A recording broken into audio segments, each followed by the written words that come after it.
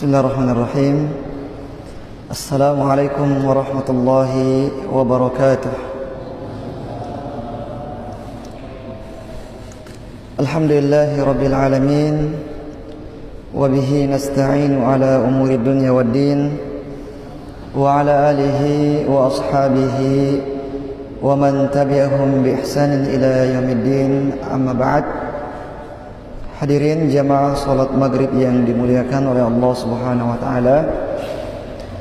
Alhamdulillah, segala puji bagi Allah Subhanahu wa taala atas segala nikmat yang diberikan kepada kita semuanya.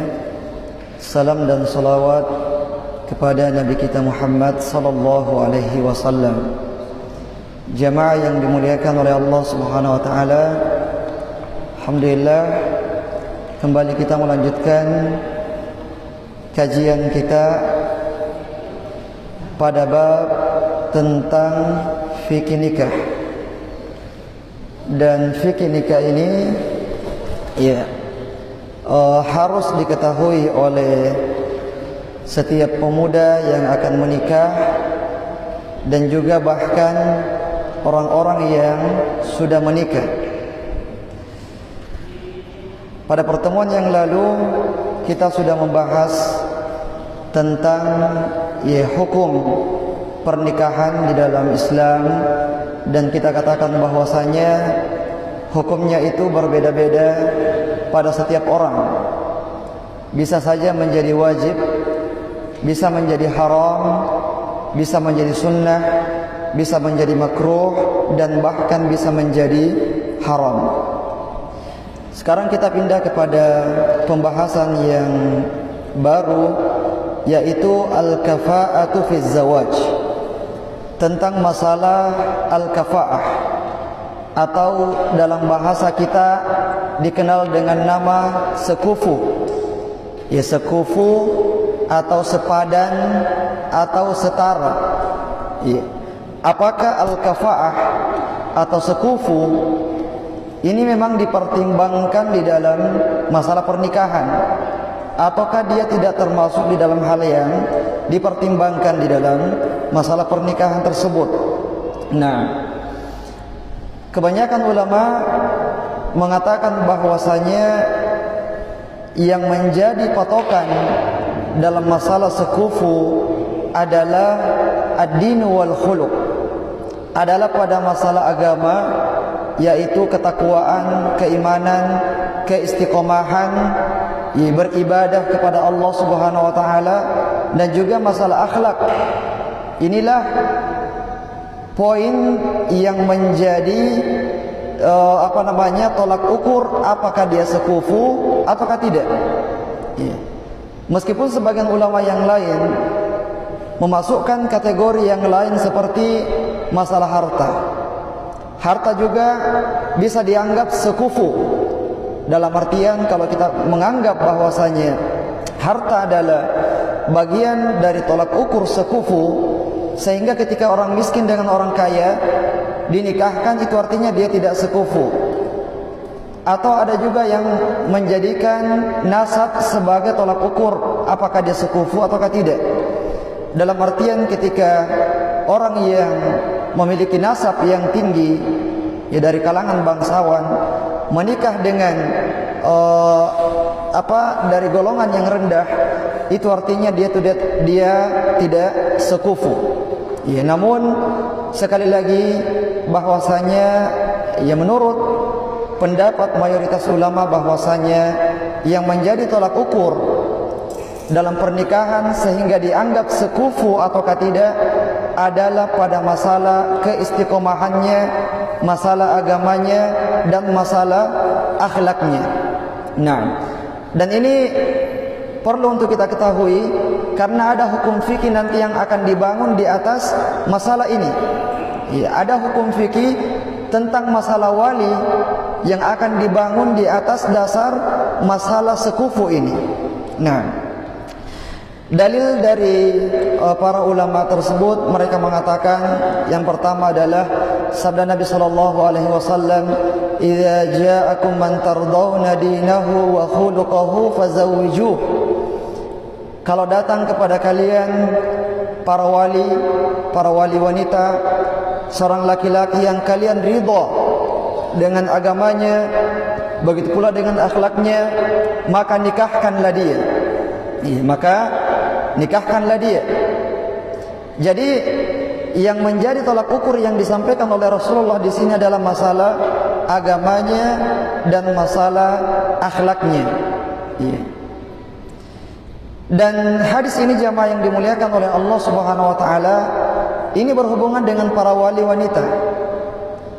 Lalu bagaimana ketika para wali ini menyodorkan nama tersebut kepada anak putrinya?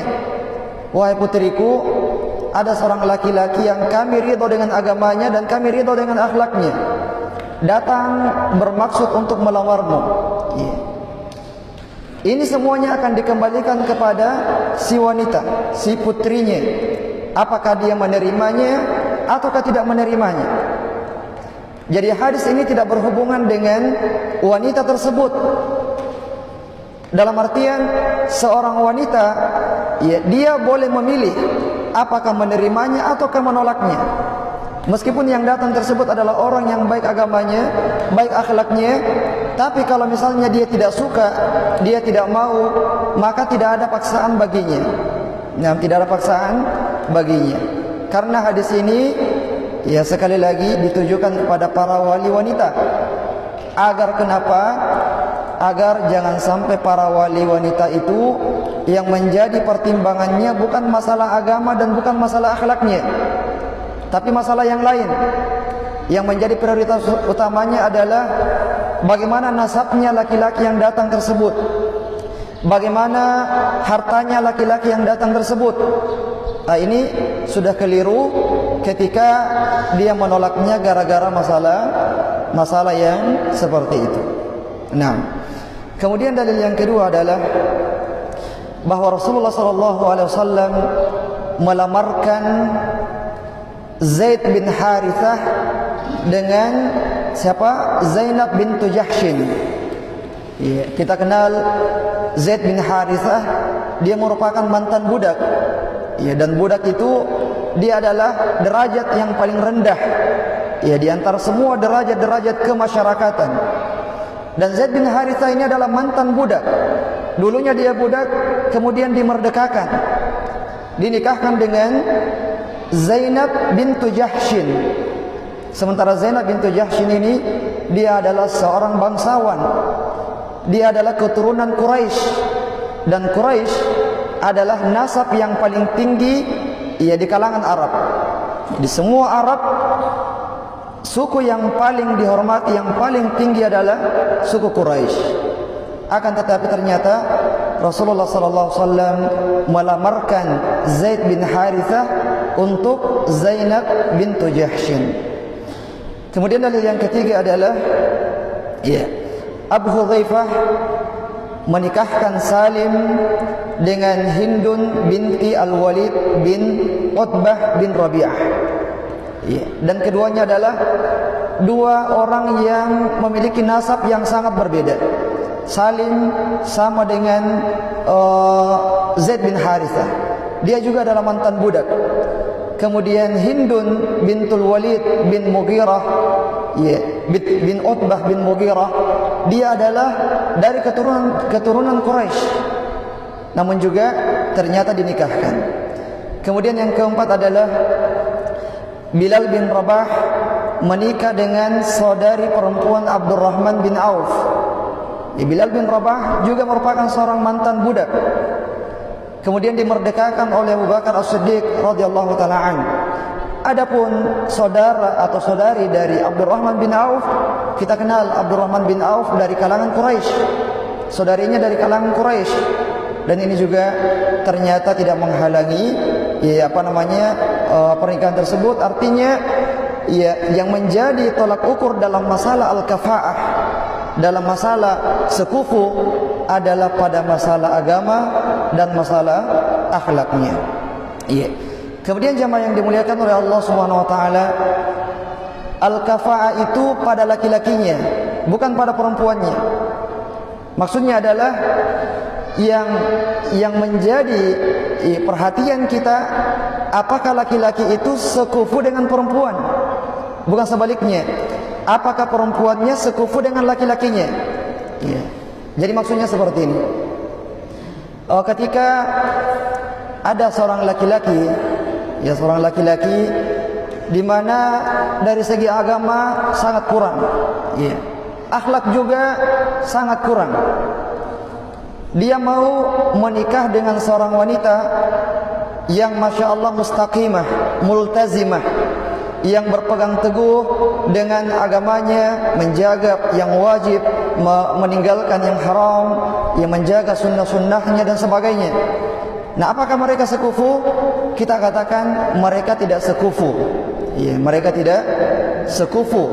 Karena yang menjadi tolak ukurnya adalah pada laki-lakinya, bukan pada perempuannya. Ya, sebaliknya, ketika misalnya laki-lakinya masya Allah multazim, mustaqim, mutamassik dengan agamanya, menjaga sunnah-sunnahnya dan akhlaknya masya Allah luar biasa. Kemudian menikahi perempuan yang mungkin baru saja masuk Islam. Ya. Apakah mereka sekufu? Ini tidak diperhitungkan apakah sekufu ataukah tidak. Karena laki-lakinya yang lebih tinggi daripada perempuannya. Ya. Sebagaimana Nabi sallallahu alaihi wasallam yang menikah dengan Sofiyah, ya Sofiyah anak orang Yahudi. Ya, ketika Rasulullah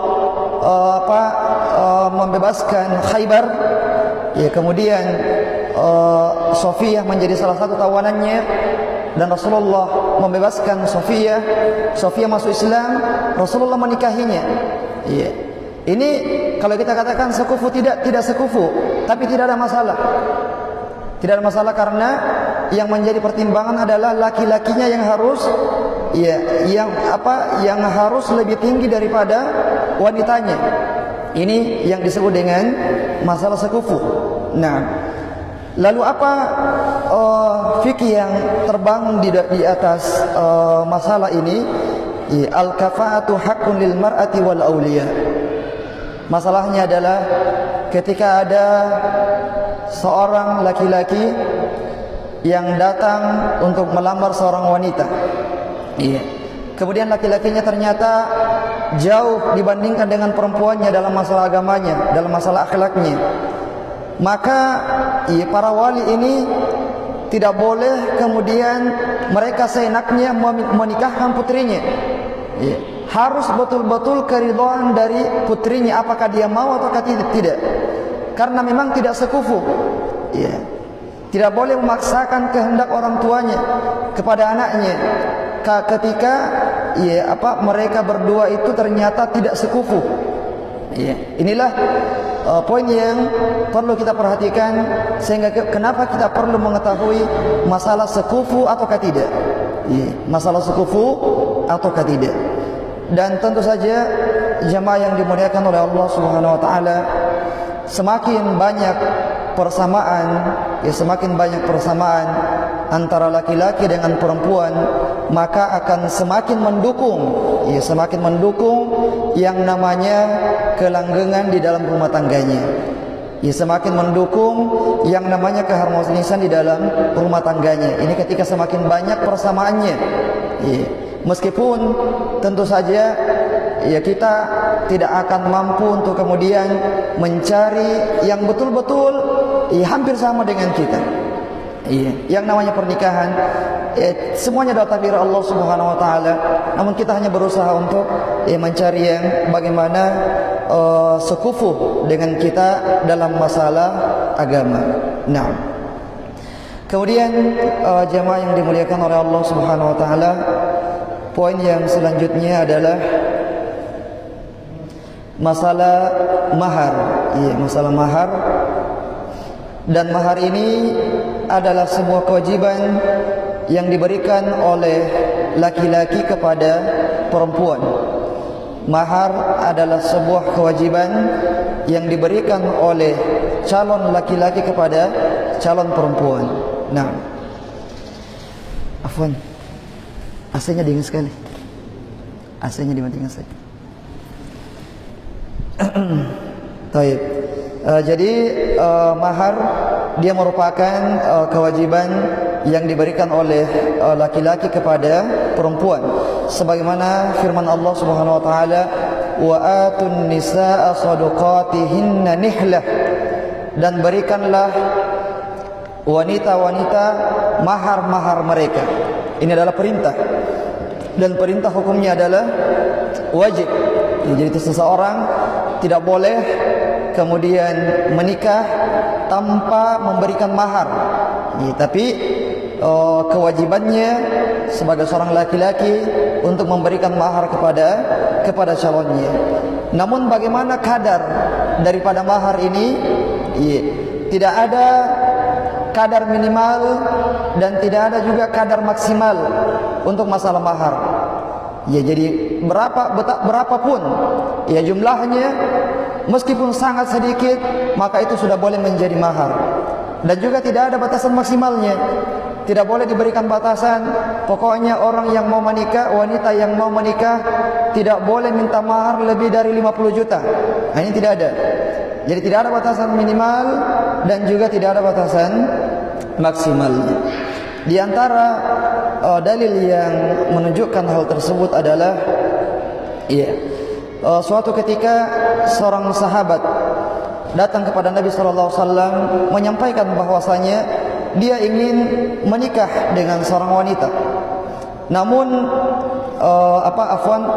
seorang perempuan datang kepada Nabi SAW menyampaikan bahwasanya ada seseorang yang datang kepadanya melamarnya, tapi kemampuan dia hanya sekedar sepasang sandal. Maharnya itu cuma sepasang sandal saja. Kemudian Rasulullah mengatakan kepadanya, araditi an nafsiki wa maliki bina'alaini, apakah kamu ridha ketika maharmu dengan sepasang sandal? Kata dia, na'am, saya ridha wahai Rasulullah. Kemudian Rasulullah pun mengizinkan pernikahan mereka. Padahal kalau kita pikir, sepasang sandal itu adalah harta yang sangat sedikit. Apalagi kalau sekarang, kalau ada sandal Jepang, berapa harganya sandal Jepang? 10.000. 10.000 orang bisa menikah dengan langsung 4 wanita. Kemudian yang kedua adalah kisah yang lain. Kisah yang lain, seorang laki-laki yang ingin menikah, kemudian dia ditanya oleh Rasulullah SAW, hal indaka min syai'in tasaddaqaha iyyahu, apakah kamu memiliki sesuatu untuk dijadikan sebagai mahar? Dia mengatakan, saya tidak punya wahai Rasulullah, kecuali sarung saya. Jadi saking miskinnya, dia hanya punya sarungnya saja. Kata Rasulullah, kalau kamu memberikan sarungmu, lalu apa yang kamu pakai? Tidak ada lagi yang dia pakai kalau dia memberikan sarungnya. Lalu Rasulullah kemudian mengatakan kepadanya, cari lagi yang lain. Iltamis walau khataman min hadid, cari meskipun cincin yang terbuat dari besi. Jangan terbuat dari perak, terbuat dari besi saja kalau ada. Karena tidak ada sama sekali hartanya. Cari meskipun sebuah cincin yang terbuat dari besi. Kemudian dia pun mencari dan tidak ada. Sampai cincin dari besi pun tidak ada dia dapat. Kemudian Rasulullah mengatakan kepadanya, apakah kamu punya hafalan Al-Quran? Apakah kamu punya hafalan Al-Quran? Dia mengatakan, na'am, dia hafal surah ini dan dia hafal surah itu. Kemudian Rasulullah mengatakan, qad zawwajtukaha bima ma'aka minal Quran. Saya akan menikahkanmu dengannya dengan mahar apa yang kamu hafal dari Al-Quran tersebut. Dan ini bukan lagi berupa harta, tapi dia berupa manfaat. Dan manfaat di sini adalah manfaat yang akan dirasakan oleh si wanita tersebut. Kalau manfaatnya tidak dirasakan oleh si wanita tersebut, maka ini tidak boleh dijadikan sebagai mahar. Misalnya seorang laki-laki, dia tidak punya apa-apa, tapi dia hafal Al-Quran. Istrinya juga ternyata hafal Al-Quran. Calon istrinya juga hafal Al-Quran. Maka ini tidak boleh menjadi mahar. Kenapa? Karena tidak bermanfaat untuk calon istrinya. Maksudnya hafalan di sini adalah dengan hafalan tersebut dia juga akan mengajari istrinya untuk menghafal surah yang sama yang dia hafal, sehingga hafalan yang dia miliki itu bermanfaat untuk calonnya nanti. Adapun kalau misalnya ternyata surah tersebut juga dihafal oleh calonnya, maka silahkan mencari mahar yang lain yang memang bermanfaat untuk calon perempuannya. Nah, kemudian jamaah yang dimuliakan oleh Allah Subhanahu wa taala, ya ini kemudian contoh yang ketiga, yang terakhir contohnya adalah kisahnya Abu Talhah. Ya, Abu Talhah yang dimana waktu itu dia masih kafir. Ya, dia datang melamar seorang muslimah, seorang sahabiah. Namun sahabiah ini tidak mau menerimanya karena dia adalah orang kafir, dan tidak boleh menikah orang-orang kafir dengan wanita muslimah, tidak boleh. Tapi dia bilang, si wanita bilang, kalau kamu masuk Islam, maka Islammu itu menjadi mahar untuk saya. Dan benar, dia masuk Islam, dan itulah mahar yang dia berikan kepada istrinya. Jadi mahar, jamaah yang dimuliakan oleh Allah Subhanahu wa taala, itu tidak ada kadar minimalnya dan tidak harus berupa harta, tapi sesuatu yang bisa bermanfaat untuk si istri, ya maka bisa dijadikan sebagai mahar. Adapun dalil bahwasanya tidak ada batasan maksimalnya, ya, suatu ketika Umar bin Khattab radhiyallahu taala naik ke atas mimbar dan memberitahukan kepada penduduk kota Madinah, terkhusus kepada para perempuannya, agar tidak ada yang meminta mahar di atas 400 dirham. Ya, peraturan dari Umar bin Khattab, tidak boleh ada wanita atau wali wanita yang meminta mahar di atas 400 dirham. Kemudian salah seorang wanita yang mendengarkan hal tersebut mengkritik Umar bin Khattab radhiyallahu taala dan dia mengatakan, Allah Subhanahu wa taala berfirman, wa ataitum ihdahunna kintaran. Kalau kalian, wahai laki-laki, yang mentalak istri kalian, janganlah kalian meminta kembali apa yang telah kalian berikan kepada mereka berupa mahar, meskipun jumlahnya sangat banyak. Kintaron itu harta yang sangat banyak, yang susah untuk disebutkan nominalnya, disebut dengan kintaron. Ini menunjukkan bahwasanya untuk masalah mahar itu juga tidak ada batasan maksimalnya. Tidak ada batasan maksimalnya. Akan tetapi jamaah yang dimuliakan oleh Allah Subhanahu wa taala, ada anjuran dari Nabi kita Muhammad sallallahu alaihi wasallam untuk memudahkan masalah mahar ini. Untuk memudahkan masalah mahar dan jangan mempersulitnya. Jangan mempersulit masalah mahar. Gara-gara mahar pernikahan tidak jadi. Kata Nabi sallallahu alaihi wasallam, "Inna a'dhaman nikahi barakatan aisaruhunna mu'natan." Sesungguhnya wanita yang paling banyak keberkahannya adalah wanita yang paling mudah maharnya. Bukan yang paling murah, tapi yang paling mudah maharnya. Beda antara murah dengan mudah. Kalau mudah, ada orang mahar 50 juta misalnya, bukan uang panai, mahar 50 juta misalnya, bagi dia itu adalah sedikit, itu adalah sesuatu yang mudah.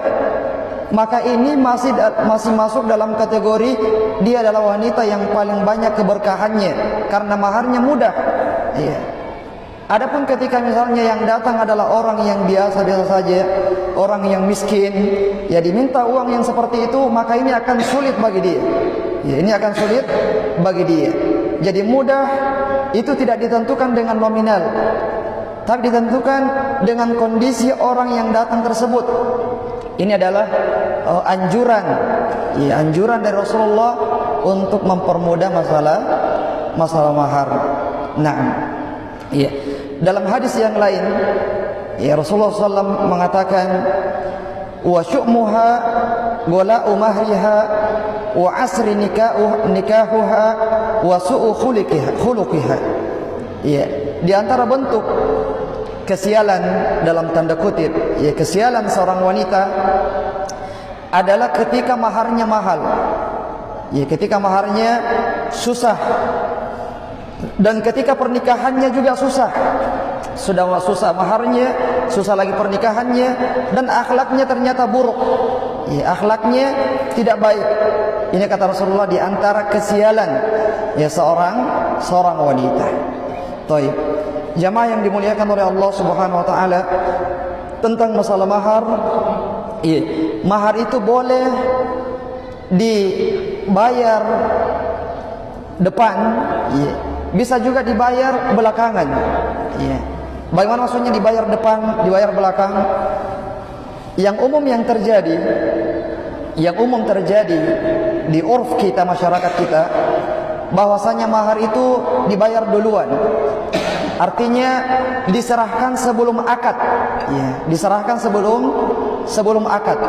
Nah, namun boleh juga mahar itu nanti dibayar setelah pernikahan. Nanti diserahkan maharnya setelah akad nikah. Apakah sehari setelahnya, ataukah sepekan setelahnya, ataukah 1 bulan setelahnya, ataukah 1 tahun setelahnya, atau waktu yang lain. Yang jelas ini boleh. Ya, boleh mengundurkan yang namanya mahar. Nah, sehingga yang sering kita dengar, saya nikahkan Anda, ya, dengan putri saya dengan mahar sekian, dibayar tunai. Ya. Ada juga sebenarnya dibayar kredit, tapi tidak disebutkan. Ya. Yang dibayar kredit itu tuh nanti dilunasi setelah pernikahan, tapi tidak disebutkan karena mungkin malu-malu. Iya, orang akan malu-malu kalau mengatakan ya dengan dibayar secara kredit. Iya, pasti orang malu. Iya. Meskipun belum lunas, tapi tidak disebutkan karena ya ini akan ya menimbulkan rasa malu. Tapi secara hukum boleh. Ya boleh menunda, mengakhirkan pembayaran dari mahar tersebut. Nah, kemudian jemaah yang dimuliakan oleh Allah Subhanahu wa taala, ketika seseorang mengakhirkan pembayaran maharnya, ya, nanti setelah pernikahan baru dia membayar maharnya. Ternyata setelah pernikahan belum dukhul. Ya, dukhul itu artinya belum terjadi hubungan suami istri. Kemudian laki-laki ini mentalak istrinya. Ya, dia sudah mentalak istrinya padahal belum berhubungan sama sekali. Maka pada kondisi yang seperti ini, dia hanya wajib untuk membayar setengah dari mahar yang telah dia sebutkan. Ya, misalnya dia sebutkan maharnya misalnya 20 juta misalnya, dan dia belum bayar. Setelah akad nikah dan belum terjadi hubungan suami istri, dia telah mentalak istrinya. Ya. Maka dia hanya berkewajiban untuk membayar setengahnya saja, membayar 10 juta saja. Nah, atau ketika misalnya dia sudah membayar maharnya sebelum akad nikah. Setelah akad nikah dan sebelum berhubungan dia mentalak istrinya, maka pihak wanita harus mengembalikan setengahnya. Ya. Pihak wanita harus mengembalikan setengah dari mahar yang telah dia terima dari laki-laki ini. Ya. Ini ketika dia sudah menyebutkan maharnya, apakah dia sudah bayar ataukah dia belum membayarnya. Ya, dalilnya adalah firman Allah Subhanahu wa taala dalam surah Al-Baqarah, wa in talaqtumuhunna min qabli an tamassuhunna wa qad faradtum lahunna fariidah fanisfu ma faradtum.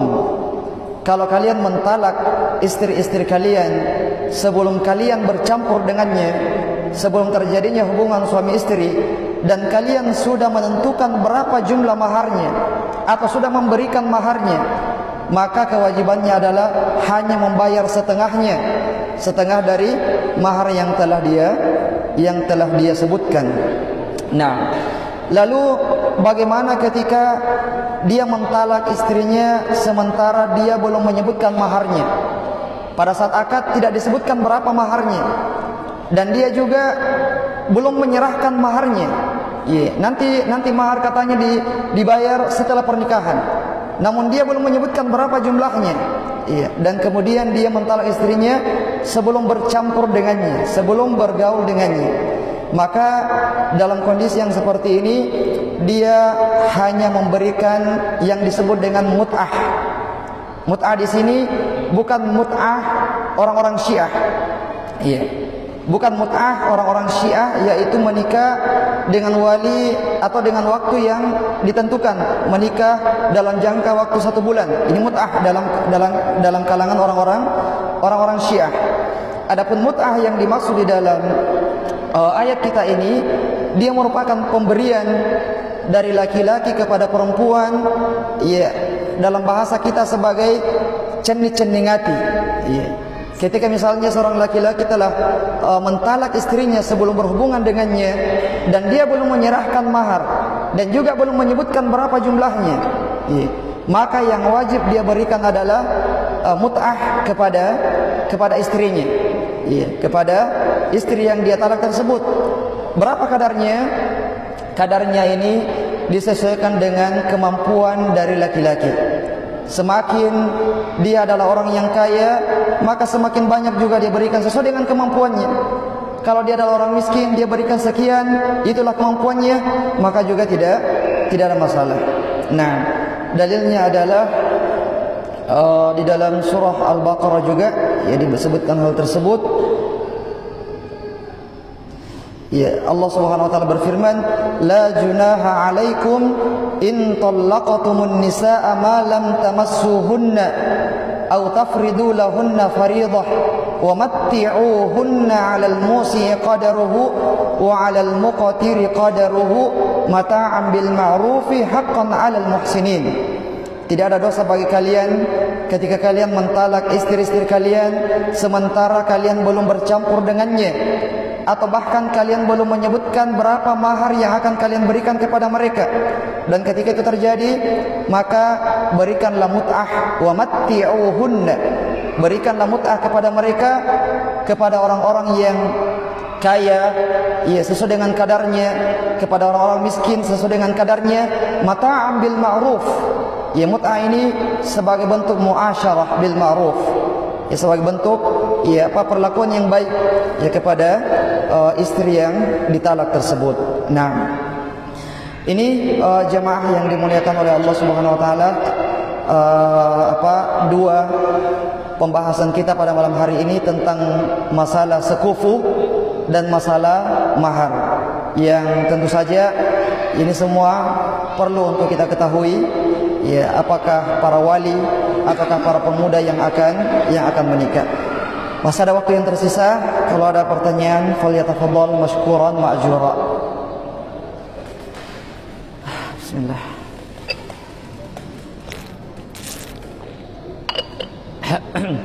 Fadhal.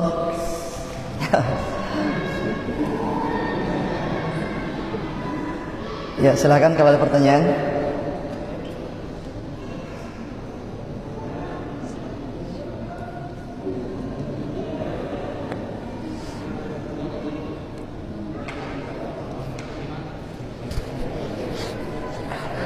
Ya, silakan.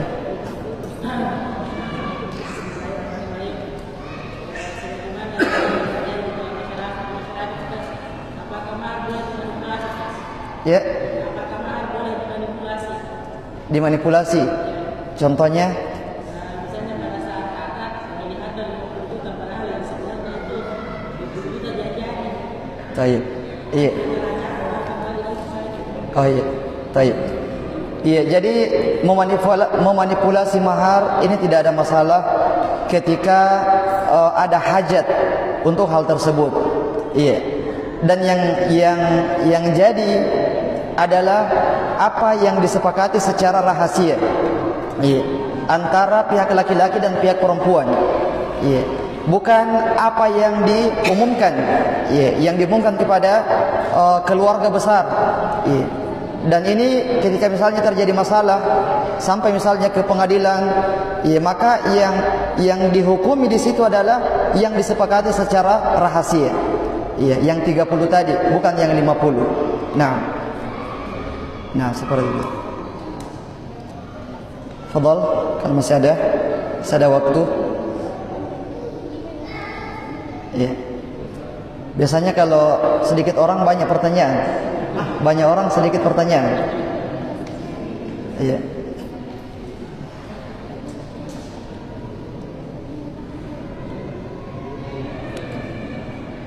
Iya, silakan.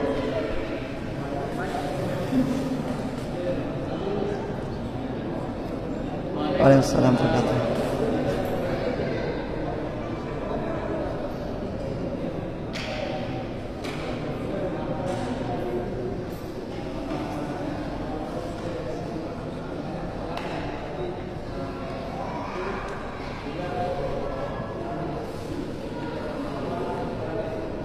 Kurang jelas. Ya, kurang jelas suara tak?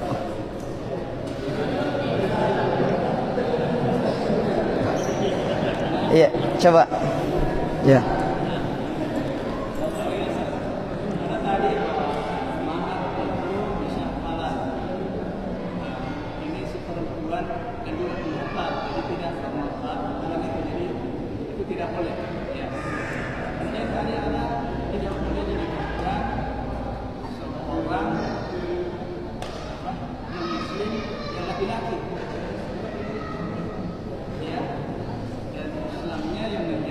Maharnya.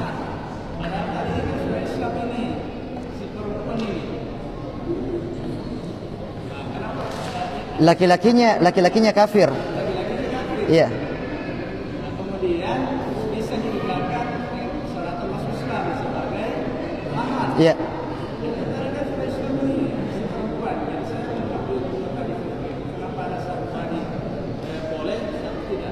Oh, iya.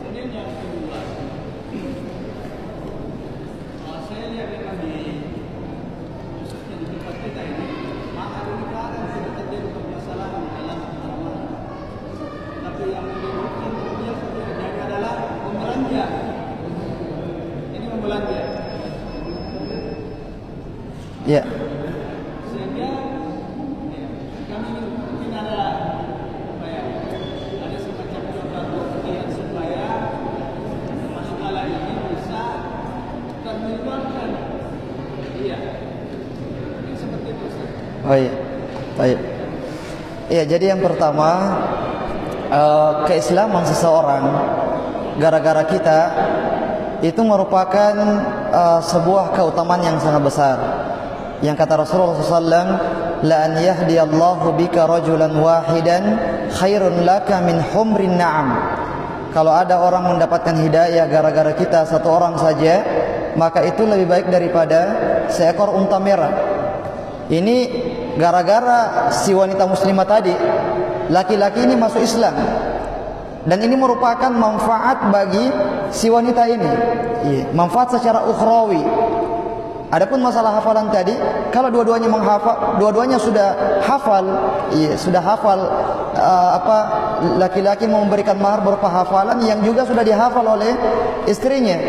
Iya, ini tidak ada manfaat yang diambil oleh istrinya, manfaat duniawi ataupun manfaat ukhrawi.